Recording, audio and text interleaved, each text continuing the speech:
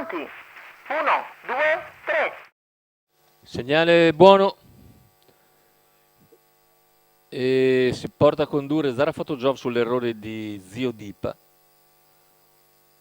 Zara Photo guida nei Numero confronti di 5, Zio Zarina di Dipa, Roberto. squalificato.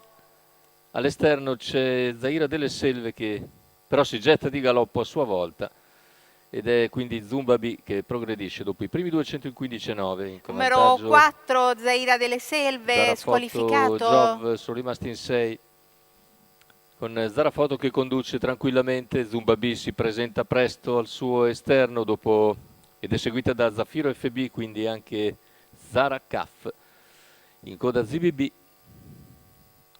Zumba arriva a ridosso di Zara Photo Jove, dopo 600 metri di gara lo appariglia per chiedere strada. 46,9 il passaggio ai 600, insiste Zumba B, Zara Photo replica però.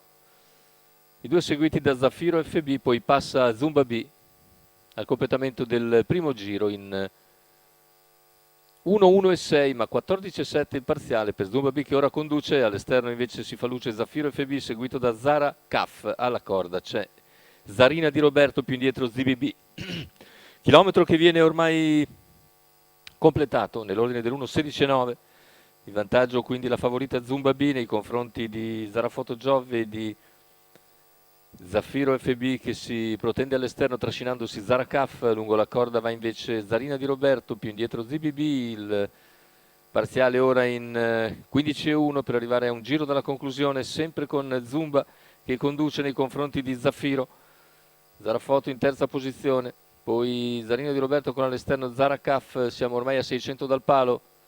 15-1 ancora questo parziale con Zumba B che si mantiene in vantaggio nei confronti di Zafiro FB. All'esterno Zara Kaf va a lato di Zara Photo Jov. Siamo a 500 dal palo con Zafiro che attacca ora Zumba B, parziale in 14-5.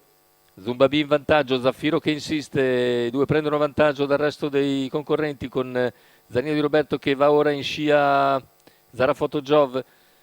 Completamento della curva finale, ingresso in addirittura d'arrivo con Zumba B in vantaggio, ma insiste Zafiro FB, attacca con estrema decisione nel finale.